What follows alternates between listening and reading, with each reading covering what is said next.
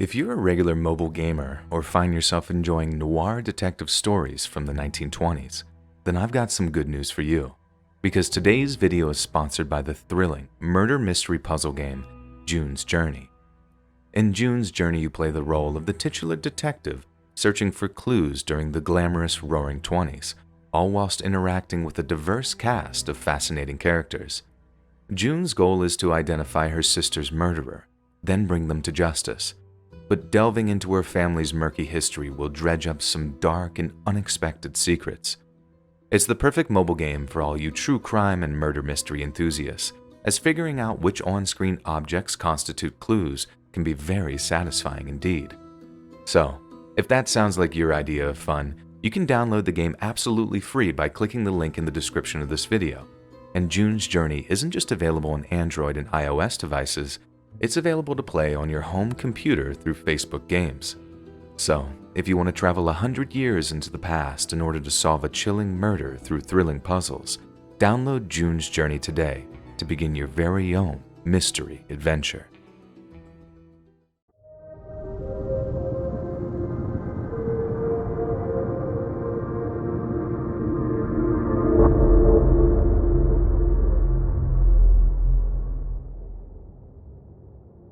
Let me tell you about the worst day of my life, or more accurately, how the first worst day of my life led directly into the second worst day of my life. The first worst day of my life was the day that I got caught stealing coke from the evidence locker at work. I'm not about to tell you exactly where or what my job was, but I reckon most of you can figure that out. I'm sure some of you out there will be pleased to hear that I was immediately fired and charged. Then not so pleased to hear that I managed to get away with nothing but rehab and a suspended sentence. I paid the price though, in a big way. My wife became an ex-wife, and with time, my kid learned to call another man Dad. I don't blame her. I wouldn't want to be married to me either. But feeling my kid growing more and more distant, that was a physical kind of pain, you know? I left Maryland not sure of where I was headed, but somehow I kept rolling past state lines until I was in Arizona. Part of it was wanting to be as far away from Baltimore as I possibly could without needing a teach-yourself Spanish book, but it was mostly knowing there was a guy out there willing to overlook my legal baggage and give me work. That work being what we called skip tracing. Not many of you will know what skip tracing is, as it tends to be known by another much more loaded title. Those in the job call it skip or contact tracing. Others might call us stalkers or fugitive recovery agents. But I suppose the most recognizable term, the one that gets thrown around the TV a lot, is bounty hunter. If you'd asked me back when I was a cop, I'd have told you that Dog the Bounty Hunter was the dumbest show on TV, and that every idiot who rolled around in a vest chasing meth heads is nothing but a cowboy with a death wish. Then a couple of years later, there I was, gearing up with the same crew of freaks and rejects that I'd once looked down on from my ivory tower. And the worst part, I really was one of them. A reject through and through. Divorced, recovering addict, a stranger to my daughter. Oh, how the mighty have fallen.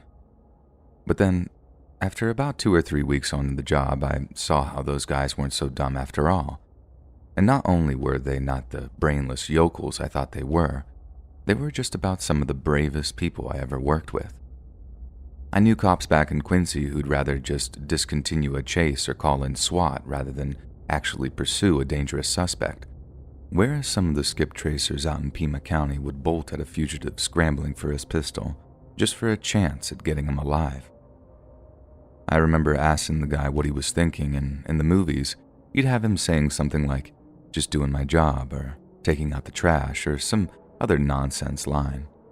Instead, the guy just sat there on the curb, shaking while he smoked a cigarette, just laughing to himself while saying, "I don't know, man. I have absolutely no idea." That guy was gone within a month. Then the next, so was I. Skip tracers aren't known for their loyalty. They go where the money is. At least that was my policy. I don't know what happened to that guy. I mean, I can't even remember his name. We only worked together twice. But I suppose I'm getting a little off track here. I should be telling you about the second worst day of my life. After bringing in an American-born cartel affiliate and adding such a high-profile recovery to my resume, I basically walked into a job at a very well-paying skip tracer based in Tucson. The salary and bonus schemes were enough to cover my alimony and child support payments, with more than enough left over for me to at least live comfortably. The only catch was that, due to their reputation as better than the average, this particular skip trace company tended to get a lot of high-value bounties, and with high value came high risk. You might assume that the scariest job involved the cartel, or at least those affiliated with them. But the Sinaloa has more money than it knows what to do with, and they know it's easier to throw money at bondsmen or attorneys than to bury the bodies of cops or skip tracers. They're hard to find, but they're easy to bring in. In reality, the people I learned to fear the most were meth heads, and the top of the pyramid was cooks. I'm no chemist, so I don't know exactly what it is about the whole cooking process that does this to them, but cooking meth basically rots your brain. It's a whole other level of crazy.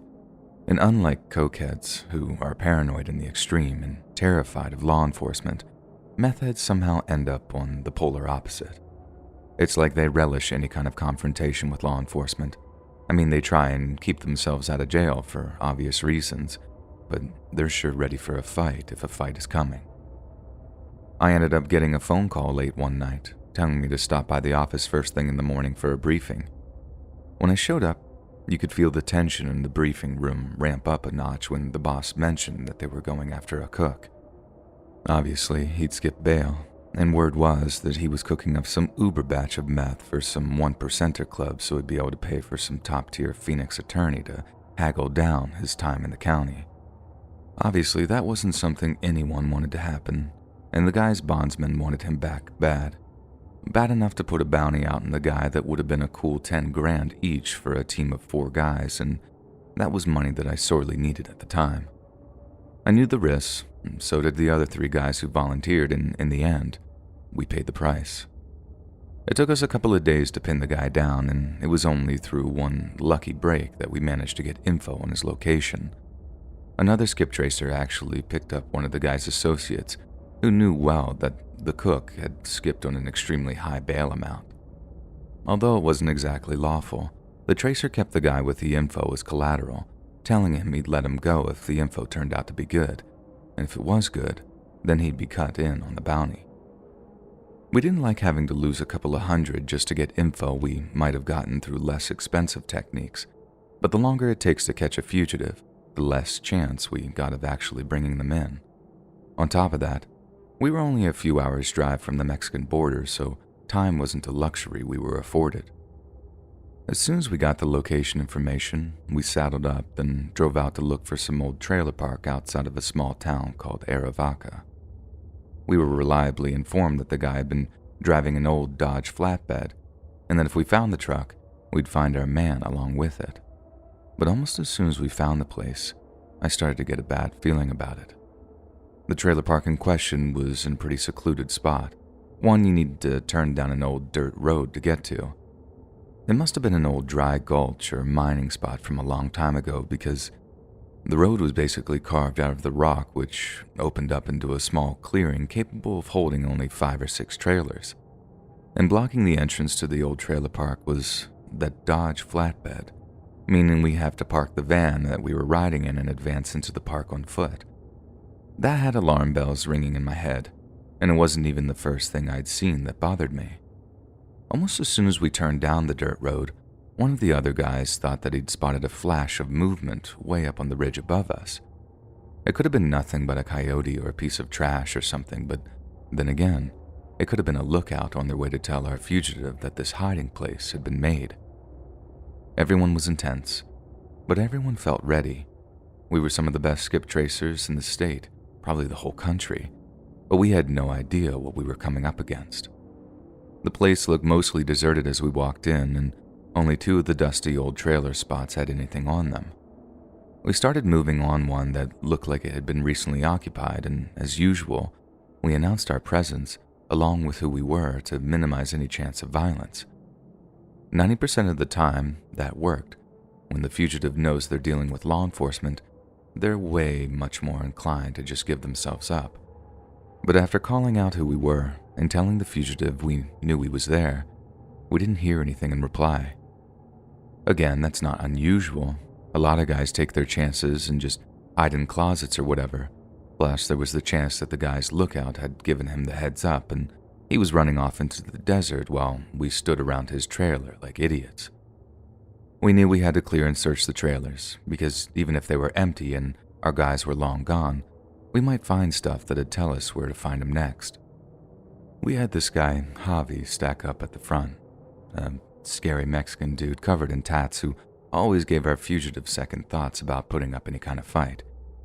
He hammered a fist on the trailer door a few times, shouting at the guy that he had one last chance to come out peacefully, but again, we heard nothing in reply. Javi then put the boot to the trailer's door, but the second he did, we heard this much louder bang, and 6-foot, 200-pound Javi went flying back into the dirt. We figured someone had opened fire from the inside, and no one goes flying like that unless it's a shotgun, so we backed up a little, and then just started unloading into the trailer to put down whoever had fired the shot. When the lead tracer had called a ceasefire, we were clear to check on Javi. I remember ducking my head into the doorway a few times to check if anyone was down on the inside. And that's when I saw the shotgun rig clamped into a vise with what looked like fishing line wrapped around the trigger and leading towards the door. The sight put the fear of God into me, not because of the whole evil genius of it, but because it meant that the person who rigged it up might still be a threat. Was someone still applying pressure to Javi's gunshot, which was making him sound off some of the most blood-curdling groans of pain I've ever heard? We backed up into a rough circle to cover all approaches, scanning the area for any signs of attackers. It was always a bad spot to be in, but just then I realized how screwed we really were. All it would have taken was a few guys appearing on the ridges above with a few ARs, and we'd have been mincemeat. All we had was small arms and one guy with a pump action, and they'd taken one of us out of the fight before one was even started. If they'd only stuck around to finish us off, it would have been sickeningly easy. It still feels like a sick cosmic joke that no one appeared to take us all out, like the devil was just dangling our deaths right in front of us saying, "I can take you whenever I want." And that's what sticks with me even all these years later, almost like how the four of us cheated death. Avi survived, barely at first, but he did. And in the end, the cops were able to find the cook that we were looking for and charged him with attempted murder on top of all the other charges he had hanging over him. He won't get out of prison until he's a very, very old man, if he ever gets out at all. And honestly, I hope he dies in there. Anyone could have walked into that trailer, some civilian or, God forbid, a kid. The fact is, he didn't care. He cared more about his own evil cooking operation than anyone's life, and that I just don't understand. And maybe that's what scares me so bad about the whole thing, how I just can't understand what goes on in these people's heads. How some chemical can screw a person up so bad that they just turn into an animal or, no, really a monster, willing to almost orphan a man's kids instead of ending up where they belong, dead or in jail. I quit not long after, and ended up living in my brother's garage back in Massachusetts while taking night school classes and phone and tablet repairs. It's not something I ever thought I'd see myself doing, fixing phone screens for bratty teenagers and clumsy drunks. But it pays the bills, it pays the child support, and most importantly, it keeps me away from the closest things to demons on God's green earth, meth cooks.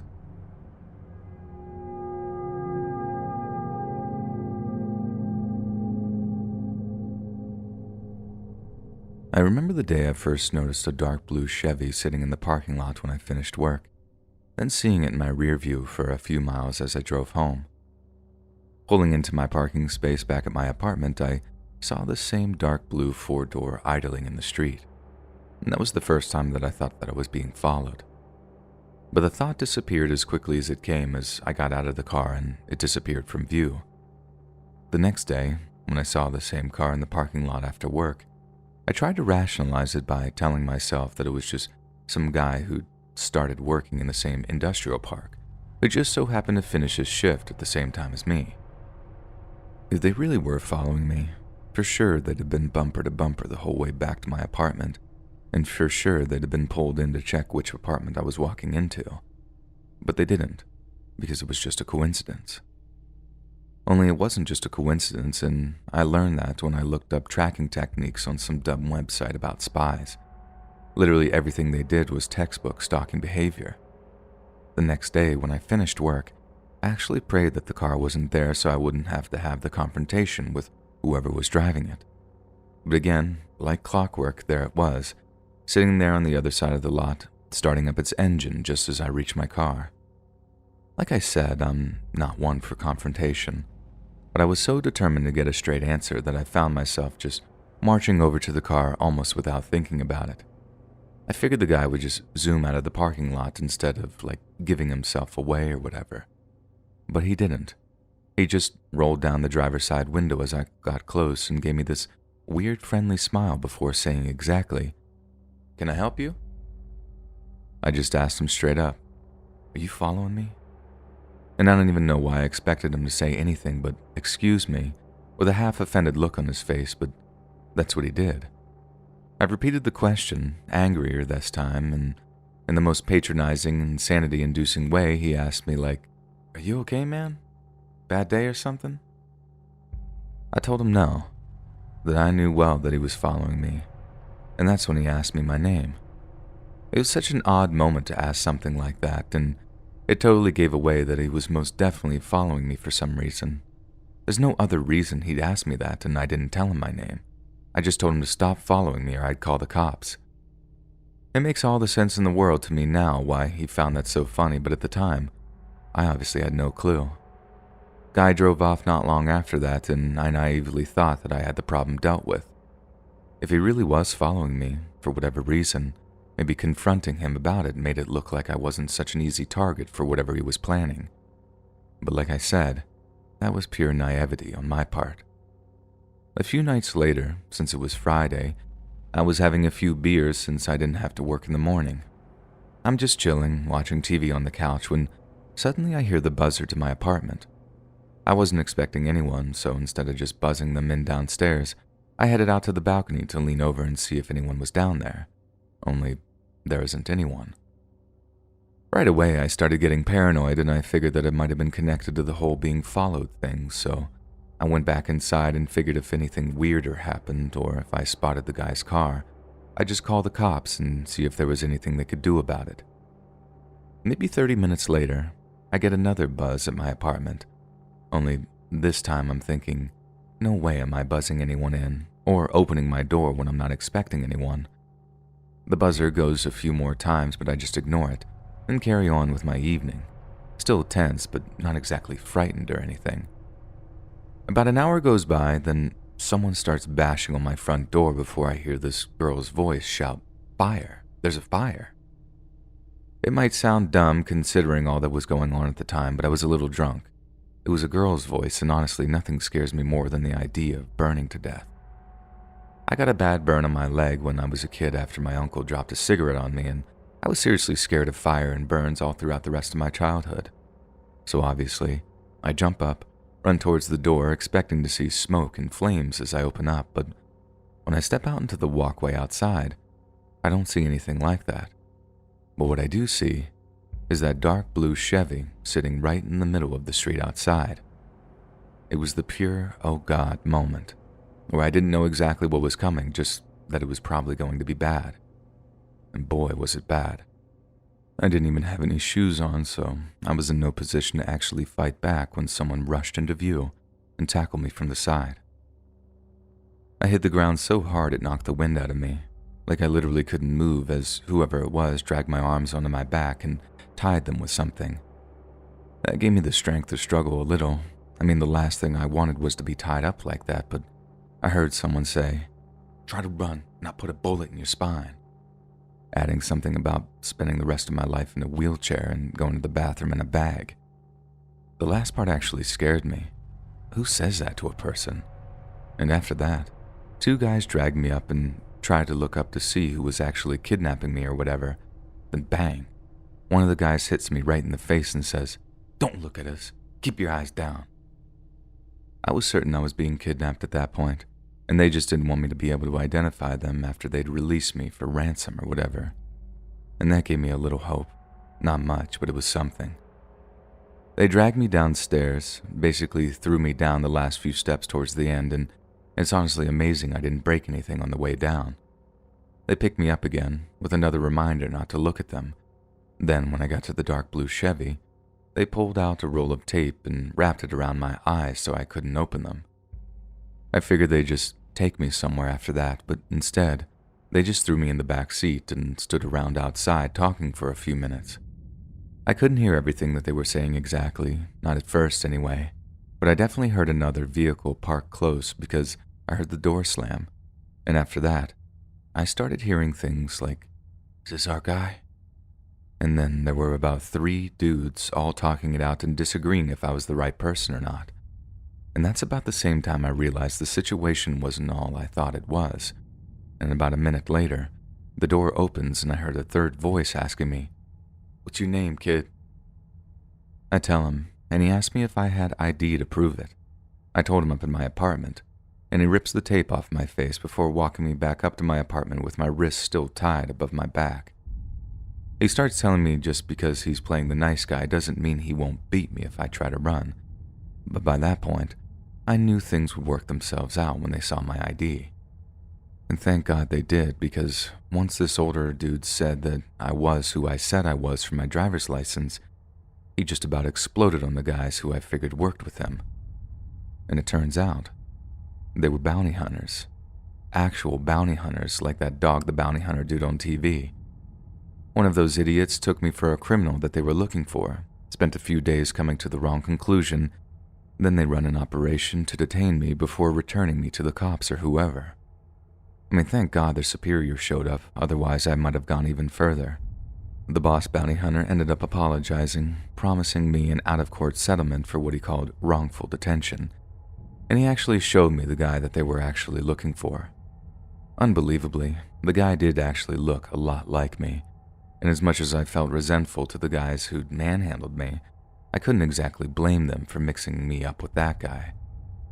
I was definitely still furious at the time, and I told the guy if he didn't have the guy with the blue Chevy fired for what was definitely incompetence, not to mention being just a total a-hole, I'd most definitely see them in court for way more than just what was being offered. But then, when the check for $5,000 showed up in my mailbox, it came with a copy of all the paperwork filed, showing that the boss man had fired Blue Chevy guy from his company. I was told I could have gotten way more than $5,000, but to be honest, it was just a bonus on top of getting that idiot fired. And in some ways, I guess I was kind of lucky because, due to the mix-up, even though it was completely terrifying and a little traumatic, it does feel good to get some money in the bank. And in some weird way, even though I do hope that they find that guy, as unsettling and unnerving of an experience as it was in my life, it actually was a very happy ending, in a way.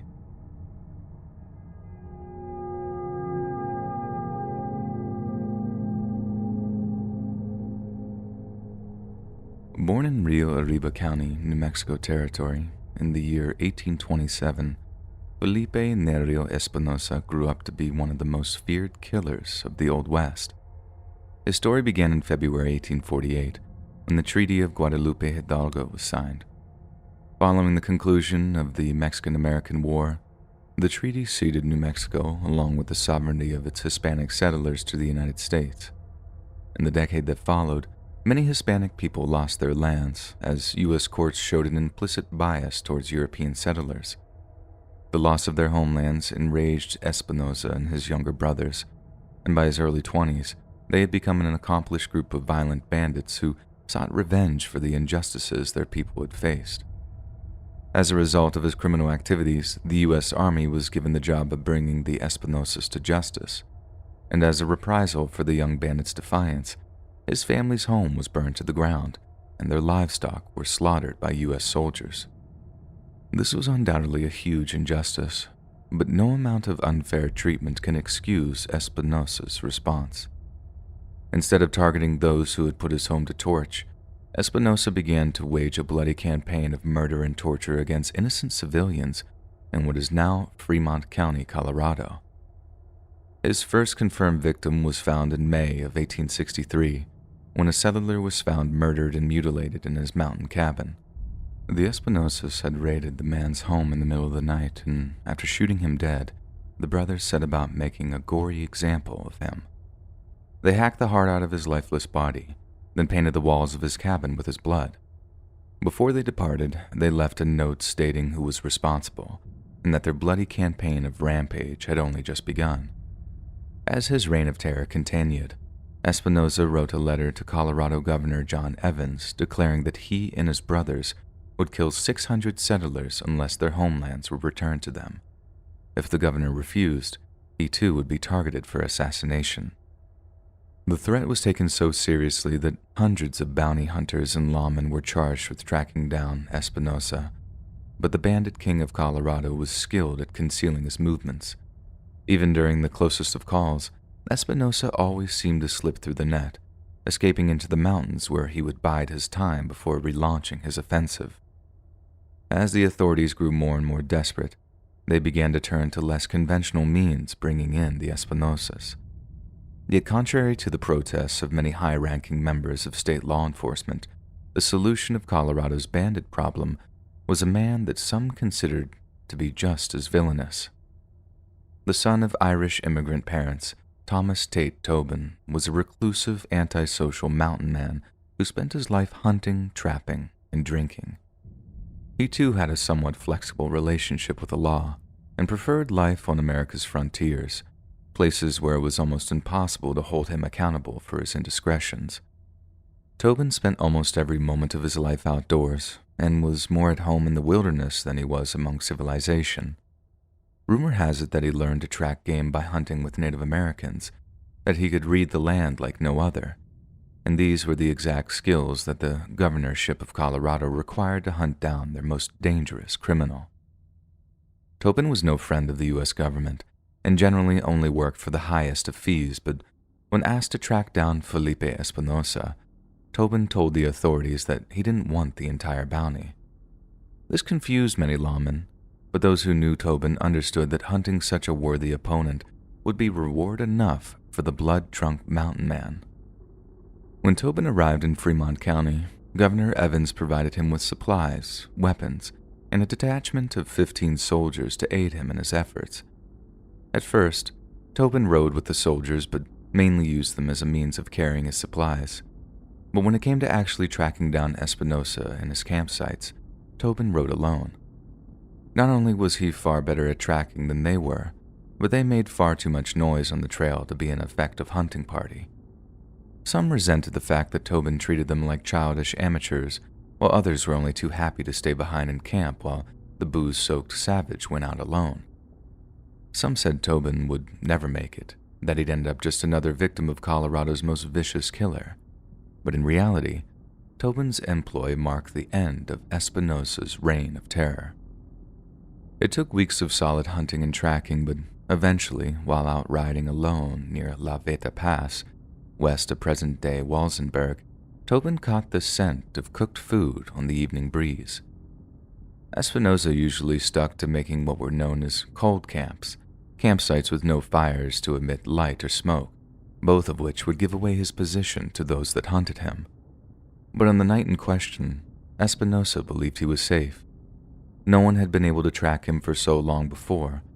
No one man had been able to follow him so deep into the maze of mountain pines, and so, for the first time in weeks, he and his nephew started a small fire to cook fresh meat on. Espinosa felt safe, he felt secure, but he was wrong to feel such a sense of invulnerability, and it made him and his nephew all the more susceptible to the ambush that they were about to be subjected to. Upon smelling the campfire, Tobin dismounted, hitching his horse to a tree a few hundred meters away. Slowly but surely the Irishman crept through the pines, his rifle firmly in his grip. A few minutes later, he heard voices coming through the trees, the telltale lilt of spoken Spanish confirming he'd trapped his quarry. Tobin kept low, the fringe of his buckskin disguising his shape as he approached, and as he edged closer, he made out the figure of Espinosa and his nephew. Tobin crept a little further through the trees, raising his rifle as he closed in on him. Yet, right at the moment of truth, the grizzled old mountain man made a single, near-fatal mistake. He stepped on a dry twig. The sound drew Espinosa's attention, and in an instant, he realized he was in trouble. Without knowing quite where the threat was coming from, Espinosa lunged for his Colt revolver, but before he could reach it, Tobin put a bullet into him and sent him tumbling into his own campfire.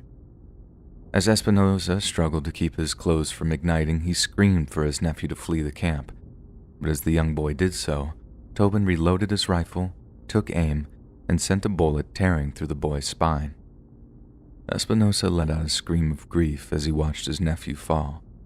But as he tried to get a grip on his gun, Tobin rushed in to secure his prey, slamming a boot down on Espinosa's hand before he could arm himself. According to Tobin's testimony, Espinosa offered him thousands of dollars to let him go, claiming he had a huge stash of gold and dollar bills hidden somewhere in the mountains. But money was never something that swayed Thomas Tobin. The thrill of the hunt and the satisfaction of the kill were the only currencies he abided by. Espinosa begged for his life as Tobin pulled out his Bowie knife, his pleas becoming his final utterances as Tobin plunged his knife into his throat, slicing and hacking until the bandit's head came free of his body. Tobin then rode back to the U.S. Army camp from which he'd been dispatched and reported in to the commanding officer who enlisted him. When asked how he fared on his hunt for Espinosa, Tobin simply held up a burlap sack, replied, "So-so," then emptied the 2 severed heads it contained onto the floor of the officer's tent. The officer was said to be horrified, jumping back and crying out in alarm as the 2 bloodied heads rolled across the ground towards him. But a deal was a deal, and Tobin's payment was due. As previously stated, Tobin neglected to collect the full bounty that had been promised for the capture of killing Felipe Espinosa, instead opting for a brand new Henry repeating rifle, an item far more valuable to him than mere wealth. Surprisingly, Tobin outlived his blood-soaked career as a bounty hunter and lived to the ripe old age of 81. He was survived by his wife, Maria Bernal, and their daughter, Pascualita. Depending on who you ask, Tobin is seen as a titan of the Old West, a mountain man of yore who embodied the American pioneer spirit of justice and adventure. But to others, Tobin was naught but a violent drunkard who shirked his duties to his country in favor of hunting his fellow man.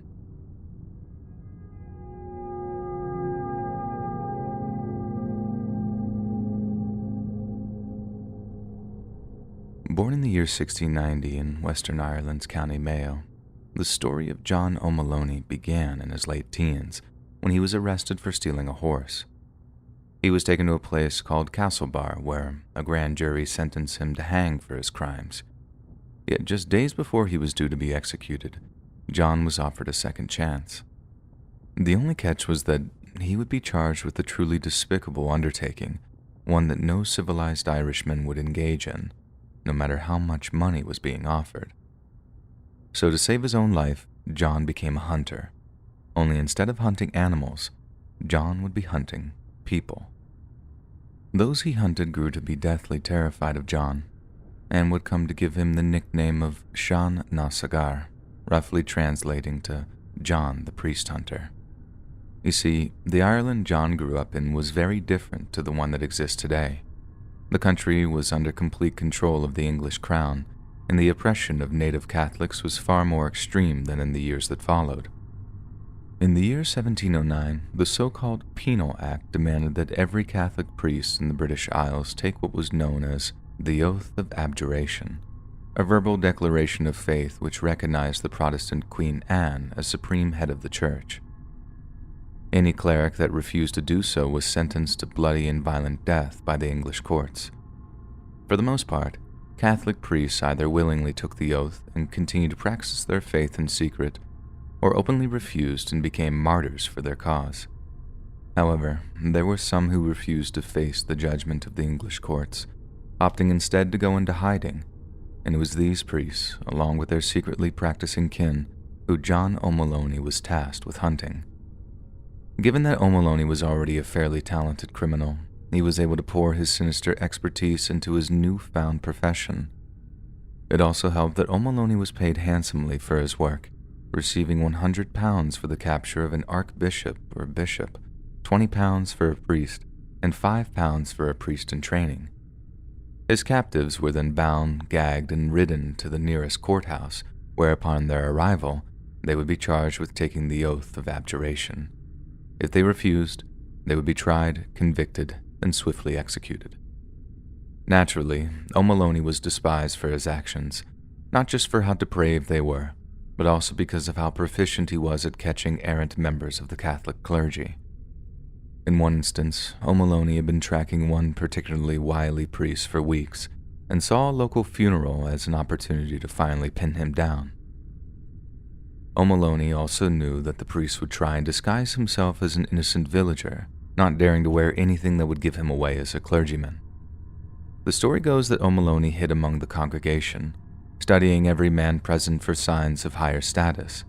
He looked for jewelry, those of particularly pale complexion, or those who whispered Latin phrases under breath, but none of the men attracted any major suspicion.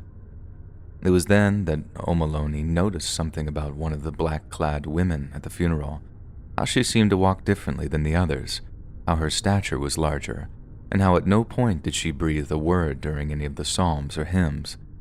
She seemed to be far more masculine than any other woman present, and suddenly, O'Maloney realized he wasn't looking at a woman at all. When the funeral concluded, he followed the figure until they were separated from the larger crowd. Then, despite the fox protests of those present, O'Maloney tore off the so-called woman's headwear, revealing the very male priest he'd been hunting for the better part of a month. In another instance, a priest heard that a member of his congregation was on death's door and desperately required a final confession and the last rites, lest they be damned to an eternity in hell.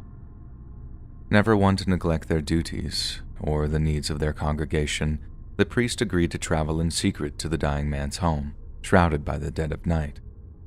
Welcomed into the man's home by a seemingly grieving soon-to-be widow, the priest entered the man's dark, barely lit bedchambers to find him bundled up in white linen, attempting in vain to keep the biting cold at bay. The priest approached the dying member of the congregation, who began to weakly whisper his final confession. The priest kneeled by his side, gently asking the man to raise his voice so that his sins could be heard and fully absolved. Then, right when the priest had completely let his guard down, the man shot up from his bed, reached under a pillow, and plunged a well-hidden knife into the priest's throat. The man was no dying Catholic in need of the last rites. It was a well-disguised John O'Maloney, having laid the perfect trap to catch and kill such a cautious clergyman. More than any other, it was this murder in particular which outraged the oppressed Catholics of rural Ireland.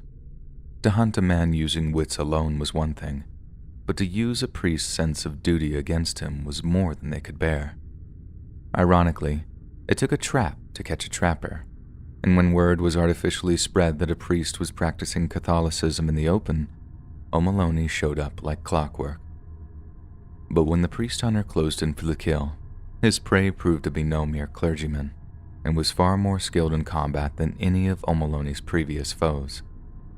As the man held off the priest hunter in mortal combat, a handful of well-placed assassins closed in for the kill, with one managing to get near enough to O'Maloney to stab him to death with a steel dagger.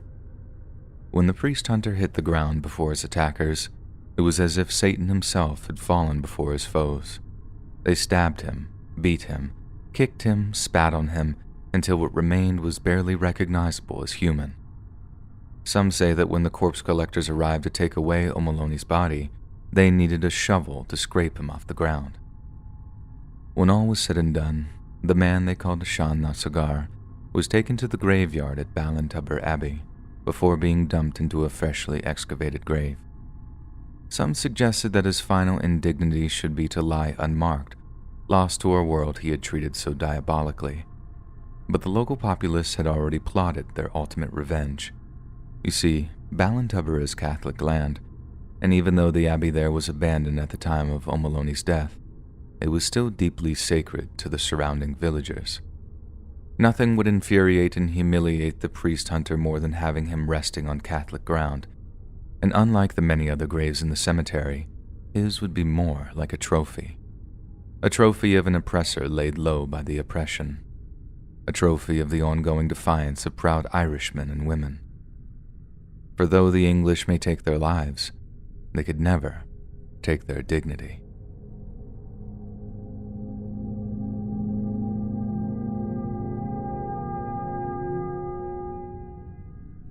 The invasion of Afghanistan was one of the longest and most painfully complex conflicts in American history, and for many members of the military, their tours were the defining events in their service to their country. But for one man, the time he spent in Afghanistan meant torture, death, and madness for some of those he encountered. This is the story of Jonathan Keith Edema. Born on May 30th, 1956, in the New York city of Poughkeepsie, Edema enlisted in the United States Army at the age of 21. Edema would later state that he'd served 12 years in the Army Special Forces, but in reality, his military career was short and contained several reports of poor performance. One of his commanding officers, Captain John D. Carlson, once claimed that Edema was, without a doubt, the most unmotivated, unprofessional, immature enlisted man I had ever known. And 4 years before he finally left the military, Major Paul R. Decker wrote that Edema consistently displayed a disregard for authority and gross immaturity characterized by irrationality and a tendency towards violence. Not long after he departed the U.S. Army, Edema found a private military company known as the U.S. Counterterrorist Group, also known as Countergroup. According to the website, the company specialized in expert training for counterterrorism, assault tactics, and other security-related services. The company was active for around 10 years, but in January of 1994, Edema was arrested and charged with almost 60 counts of wire fraud, totaling at almost $300,000. He was convicted of the charges and sentenced to 6 years in prison, but was paroled after serving just 3. Over the years that followed, Edema was charged with assault, impersonating a police officer, passing bad checks, and possession of stolen property. He was clearly going off the rails, but like so many others around the world, the events of September 11, 2001 would change his life forever. Edema first traveled to Afghanistan in November of 2001, claiming he was there to conduct humanitarian work. In reality, he was actually providing security for National Geographic, whilst aiding author Robin Moore in the research for his book, The Hunt for Bin Laden. After entering Afghanistan, a number of different humanitarian organizations soon became wary of both Edema's reputation as well as his less than wholesome intentions. The director of one such organization, Knightsbridge International, warned U.S. Special Operations Command that Edema was up to some very shady things. One section of a written letter states that Edema is a very dangerous person by virtue of his carelessness and stupidity, and before he gets someone killed, he needs to be removed from the area. I feel that given the amount of time that he's been allowed to run around telling people that he works for the Pentagon or the CIA, he has garnered or brought enough contacts to pose a real threat to not only me and those near me, but the overall mission of the United States. Once he was established in Afghanistan, Edema founded a group he called Task Force Sabre 7, which included 2 other Americans and several Afghans. He told several journalists that he was a former member of an unspecified covert operations unit, reactivated and positioned in Afghanistan to hunt for Osama bin Laden, and that he was being armed and supported by the anti-Taliban resistance group known as the Northern Alliance. The truth was that Edema's group was nothing but bounty hunters. They had absolutely no connection to the CIA or the U.S. military as a whole, and the activities he engaged in were not just unauthorized, they were downright evil. At one point, at a press dinner in Kabul during December of 2001, a Stars and Stripes reporter revealed to the attendees that he was very familiar with Edema and his criminal past. Edema reportedly pulled his pistol from his holster and openly threatened to kill the reporter while dinner was being served. It then became evident that Edema was involved in illegally detaining Afghan civilians, as in May of 2004, Adema presented coalition forces with a prisoner he claimed was closely associated with the Taliban. This prisoner was quickly transferred to U.S. officials, but upon further examination, it was discovered that the man had absolutely no links to the Taliban whatsoever.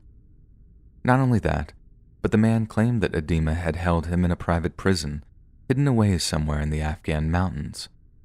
The prisoner described hellish conditions in which prisoners were forced to stay awake for days, as well as being subjected to routine and brutal torture techniques.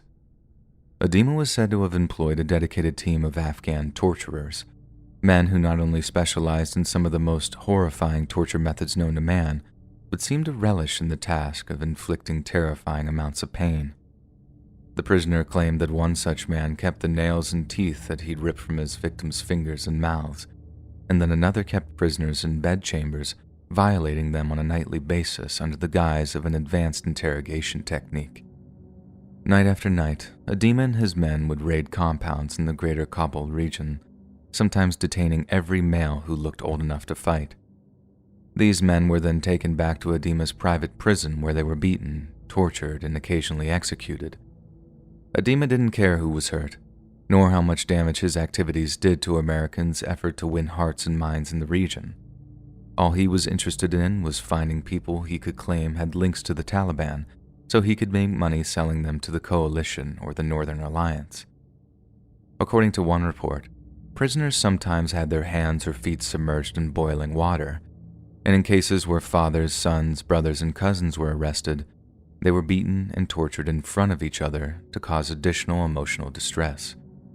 One man, who claimed to be an ex-prisoner of Adema's hellish torture chambers, claimed that the screams of the tortured were broadcast to those being held in the compound's various buildings, a method designed to break their will before they too were sent to the torture chambers. During the 3 years that the prison operated, the blood and gore left by the torture victims were rarely cleaned, and infections were commonplace. Some said that during the summer months, the entire compound smelled like a slaughterhouse, and thousands of fat, black flies would infest their air around the buildings, feeding on the dead and dying alike. It's hard to imagine a more vivid vision of hell on earth than the illegal torture prison that Jonathan Adema presided over, and one of the few consolations his victims received is that the man himself ended up paying for his crimes. In July of 2004, when news of his nightmarish activities came to light, United States Central Command released a media advisory that read, U.S. citizen Jonathan K. Adema had allegedly represented himself as an American government and/or military official.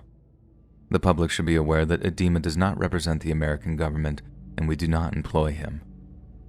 Just a day after the advisory was released, Adema and his American colleagues were arrested when Afghan police tracked down and raided his private prison. During the raid, police officers discovered 8 naked prisoners hanging upside down in one of the makeshift torture chambers. They were so badly beaten and bloody that the officers believed the men were dead, and when one of the men awoke from unconsciousness, he began screaming and thrashing, believing the men were there to subject him to additional torture.